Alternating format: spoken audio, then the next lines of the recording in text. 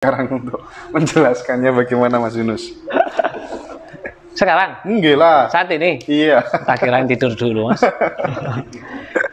Oke. Iya.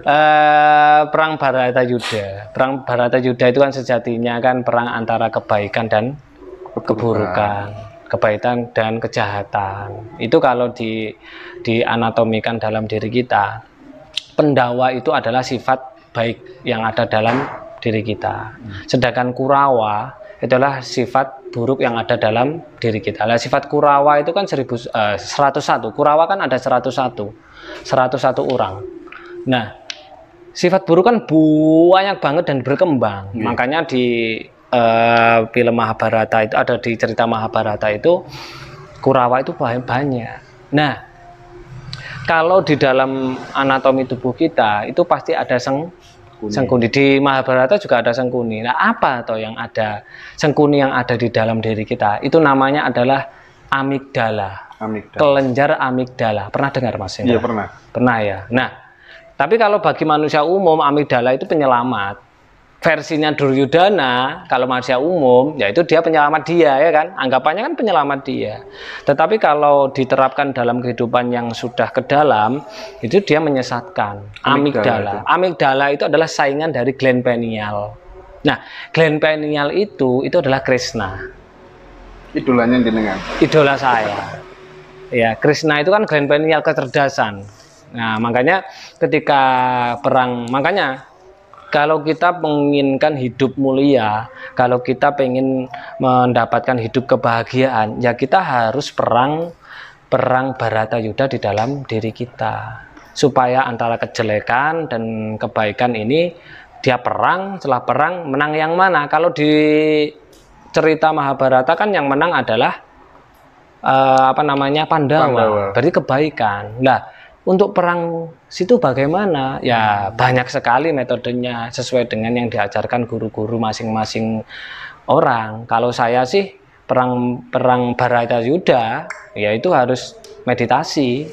Meditasi ya, Mas. Karena dengan meditasi itu kita akan perang apa? Kita ngeker, apa ya bahasa ngeker itu? Meredam, ya, meredam hormon, mengendalikan hormon negatif atau hormon kortisol yang norepinefrin tadi. Akhirnya kebaikan Pendawa itu menang, gitu loh. Nah, di RK ini ada satu metode, Mas, namanya RK silent practice. Silent practice. Iya, RK silent practice itu adalah RK untuk mematikan diri kita secara dalam dan luar. Jadi kita nggak bernafas sama sekali. Itu yang dilakukan ketika perang Bharatayuddha. Krishna untuk membunuh mulai dari Sengkuni, terus Duryudana, Bhisma, Drona, itu kan menghentikan dimensi ruang dan waktu. Betul. Kalau nggak diberhentikan, nggak bisa itu dibunuh, Mas. Itu kan kelicikan dalam diri kita kan, wah itu kan tipis banget toh dengan nafsu.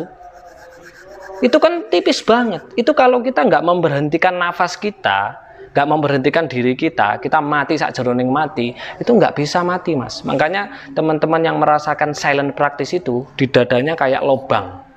Lobang ini menuju kemana? Nggak tahu, ke alam semesta yang lain. Disitulah orang baru merasakan ternyata jadi hidup itu seperti ini. Itu RK yang lanjut nanti, itu namanya RK silent practice. Makanya ketika perang Bharatayuddha, ketika Krishna kan hanya jadi apa?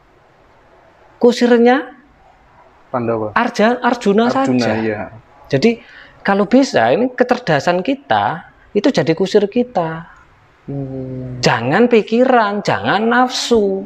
Kalau nafsu dan pikiran jadi kusir kita, ya kita salah jalan. Wong kuda ini sama roda itu dia mengikuti kusir. Lah kalau kusirnya ini Sengkuni dalam kehidupan kita atau amigdala, ketakutan, kelicikan tadi, Sengkuni tadi, ya udah kita pasti akan jatuh kehidupan kita sengsara, ning donya soro, akhirat soro. Kan seperti itu. Makanya harus gland pineal Krishnanya tadi itu harus diaktifkan. Itu menggunakan apa? RK silent practice. Kalau prakteknya silent practice ya mematikan diri kita sendiri selama berapa? Selama 10 menit. Caranya piye yo kesini ya tak warai kan gitu kan.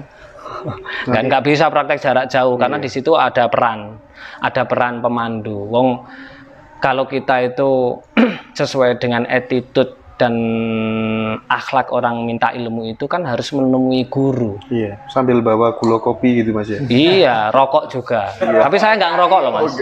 Nah itu attitude ya. Itu adalah attitude akhlak seorang yang pengen mendapatkan ilmu itu harus mendatangi. Jangan, nah di situ ketika mendatangi disitulah ada pertukaran energi, disitulah ada akad. Nah itu bisa manfaat ilmunya. Tapi kalau minta ilmu Mas jarak jauh bisa, ya nggak bisa. Energinya piye gitu loh. Ya kita mengembalikan lagi lah. Betul. Attitude akhlak dalam hal mencari ilmu itu kita kembalikan lagi. Iya. Dari jarak jauh piye carane lek niat tenanan pasti Allah akan mencarikan jalan itu loh seperti itu. Itu seperti itu. Jadi ada RK silent practice. Itu adalah untuk perang atau teknik Krishna tadi menghentikan dunia, dimensi ruang dan waktu. Nah, kita memberhentikan dimensi ruang dan waktu dalam tubuh kita. Jadi semua O2 dan CO2 jantung semuanya berhenti. Berhenti sejenak Mas, nggak berhenti lama gitu. Itu seperti. Dan itu hanya dikerjakan selama 10 menit, nggak boleh kurang, nggak boleh lebih. Itu kalau efeknya apa dalam hidup? Efeknya adalah peluang kerja, bisnis itu datang semua. Namanya saja peluang. Peluang. Peluang. Iya. Pel itu nempel, pel. Uang itu jadi uangnya nempel. Jadi kehidupan yang enak, nyata, maksudnya ya sukses lah. Iya. Itu yang terjadi itu. Saya nggak tahu ya. Pertama ketemu jenengan gitu ngobrol itu betah gitu Mas. Dan kayak gini tuh nggak bawa bahan begitu, nggak bawa kopi, nggak bawa gula gitu ya. Kopi nggak bawa gula, kok Mas. Nah, cuman rasanya memang nyambung begitu Mas, nyambung, enak gitu, nyantai gitu. Kuat saya berjam-jam, cuman masak jenengan sebenarnya. Saatnya bocor nih Mas, kan kelon ya.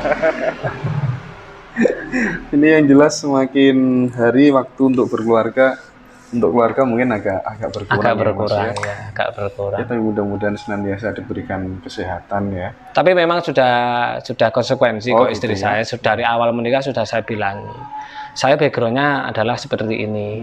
Saya sudah memang dari dulu memang saya sudah terjun di bidang apa ya sosial ya, mulai dari jadi dukun, jadi ustadz, jadi penceramah, jadi pendakwah, jadi munakis, jadi praktisi, jadi motivator dan lain-lain kan semuanya meninggalkan banyak waktu meninggalkan keluarga gitu seperti mereka ya alhamdulillahnya sih anak istri fine oke aja gitu. Jadi pertama kali kita ketemu dulu di sini, kedua di sebelah situ, sekarang di sini. Pulang dari sini gitu, saya bikin target Mas. Setelah kita ngobrol, diberikan penguatan sama Mas Yunus secara tidak langsung, dan kemudian kita terapkan, ayo kita buktikan omongannya Mas Yunus ini bisa jadi kenyataan apa enggak gitu. Dan luar biasa, melampaui target ya kayak ini ya, melampaui target ya. Iya, Edian ini luar biasa. Itu apa? Di luar dugaan. Iya, di luar dugaan. Ada suatu hal yang nggak bisa kita ceritakan ya kayak dia. Tapi yang jelas saya bersyukur. Mudah-mudahan ini menjadi sebuah jembatan bagi teman-teman kita yang banyak problem. Insya Allah problem apa saja. Salah satu solusinya adalah RK ya Mas Yunus ya. Ya, sebenarnya kalau RK itu nggak tepat sebenarnya. Gitu ya? Kan itu hanya metode toh. Iya, metode ya. Ya, jadi baik gitu loh. Nanti orang biar nggak penasaran, jadi biar nggak RK gitu ke sini aja ya. RK aku opo suruh ngono ya Mas yo. Kalau jadi orang baik ya Mas. Iya. Jadi partikel tanahnya lebih dominan daripada partikel apinya yang ada dalam diri. Itu aja ditekankan. Yang jauh-jauh gitu aja, sadar akan kata-kata. Jangan kata-kata negatif dikeluarkan, aku miskin, aku nggak punya uang, aku ini dalam keadaan jatuh, itu jangan. Terus yang kayak mau gebu-gebu gitu gimana Mas? Termasuk nggak bagus juga ya? Nggak bagus, nafsu itu nggak bagus. Kalau kepengen berhasil yang kadang jatuh banget melakukan RK itu benar-benar harus tenang. Sisihkan semuanya, jangan gitu. Cuma malah nggak dapat itu malah. RK itu benar-benar harus dilakukan secara ikhlas banget, secara rileks banget, tidak hanya secara raga, tapi juga jiwa, juga pikiran. Dan kalau punya masalah besar, wes tinggalin, selen. Masalahmu di jalan, misalnya, lah mas ini mobilku mau dijabel, kayak no, wong aku mobilku tak wehne kok. Saat durungin tak weh, saat durungin dijaluk lo tak wehne malah. Itu beneran. Daripada ngotor-ngotorin, itu malah dapat lagi lo mobil. Kan seperti itu. Nggak usah mas, malah dikewajar gitu. Malah mencari itu malah nggak dapat, semakin jauh. Wes dideleh masalahnya, udah RKO. Perbaiki semuanya, unsurnya diperbaiki, jiwa raganya, mindsetnya di situ. Mulai dari nol. Ayo bangun jadi manusia baik. Pasti nanti 1 bulan kemudian pasti jadi besar dapat semuanya. Banyak cerita seperti itu. Itu seperti itu. Mas, kalau kayak minum-minuman keras gitu sebenarnya membawa efek nggak sih untuk apa ya? Untuk finansial dan lain-lain gitu ya, Mas? Iya, Mas. Sangat-sangat membawa efek, Mas.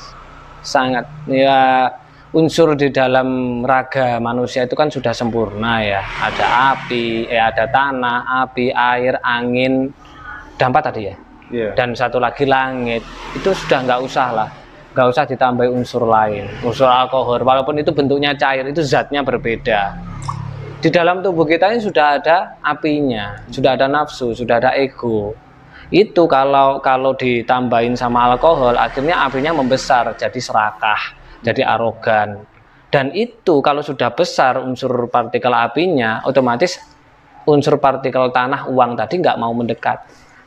Makanya mau usaha kayak apapun, ya pasti jatuh. Seperti kemarin yang dari Kalimantan, Banjarbaru itu. Ya kan, Mas, sebenarnya masalahnya apa sih, Mas? Saya padahal udah pelatihan, ikut pelatihan yang mahal-mahal sampai ratusan juta, bla bla. Lah wong kok omset satu apotek itu satu hari kok mau 2 juta. Mosok, Mas, saya kaget. Masa apotek, padahal mencari uang lewat apotek itu paling mudah loh. Karena apa? Klien itu apa namanya kan nggak tahu obat ini itu berapa harganya, dan mau dimahalin pasti dibeli karena kan butuh. Mosok 2 juta kan gitu. Akhirnya ngobrol bla bla bla bla, saya nyinggung tentang alkohol, dia langsung buka des. Oh iya Mas, saya setiap hari itu minum alkohol, bahkan sama istri saya disiapkan di kulkas. Wes saiki ketemu masalah sampean, berhenti minum alkohol, janganlah. Jenak kopi Mas, jenak sprit, yakin, karena saya 4 tahun minum itu 4 tahun, nggak mabuk-mabuk loh ya, minum. Tapi tujuan saya minum 4 tahun ini adalah belajar. Sama guru saya suruh belajar. Ketika minum itu piye rasanya ke raga. Ketika minum itu piye, gimana rasanya ke otak. Ketika minum itu rasanya jiwa juga bagaimana. Ketika minum itu finansial juga bagaimana. Ketika minum itu masalah itu juga bagaimana. Lebih datang banyak atau sedikit. Ketika minum bagaimana ilmu spiritual yang kita itu aktif atau enggak. Itu 4 tahun saya baru bisa merasakan semua yang saya cari. Oh tiba ini, oh tiba gini, oh tiba gini. Dari situ saya baru paham dan bisa cerita. Dampaknya ke finansial itu banget. Itu seperti itu.